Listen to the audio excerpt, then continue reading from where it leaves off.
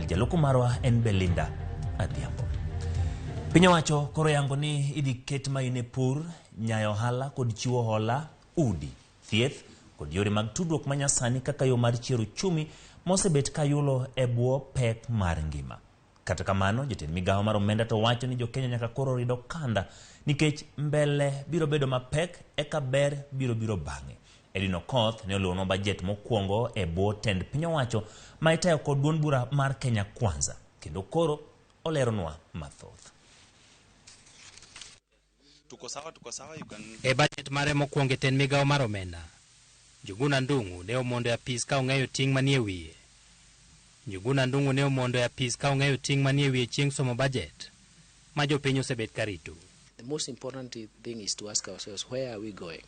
We have to have some short-term sacrifices for us to achieve the long-term. That is an important component that you really need to worry about. If we want to get away from the constraints that we have faced in the last 1 year or so, then we have to sacrifice for that future. That's the important message I want to tell you. Jagoro mare Chris Kipto bende ne oyango ni osigo nitie mapek kendo ganda nyaka twe manokanda. Want every Kenyan to contribute to raising of revenue, because taxation is supposed to be equitable. Whether you are small or big, you pay based on your capacity. And so this issue of paying tax is something that we would like every Kenyan to know, that if you need a road, if you need electricity, if you need any development to be done, it can't just be done from resources that have not been generated internally. It is our obligation as citizens to raise the resources. Oko mar od bura, moko kuom oganda mane rito neno jatend migawono ne nyiso ilo kod wel, ka moko to ne ok omor kod gigo madhi nyime.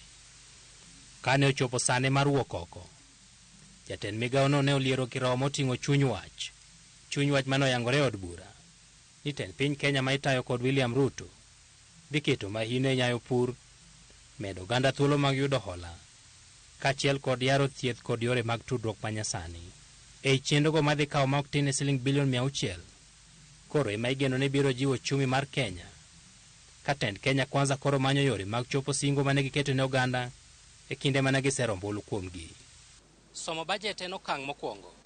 Okang' mar ariyo en koro kaka ibiro choko omenda manyalo siro bajetno. Okenge ma kamago osebet ka kelo liet, kendo nyalo medo kelo liet e od bura to gi oko mar od bura. Edwin Okoth, Ramogi TV, Nairobi. E koromo gi migawo mar somo en achiel kuom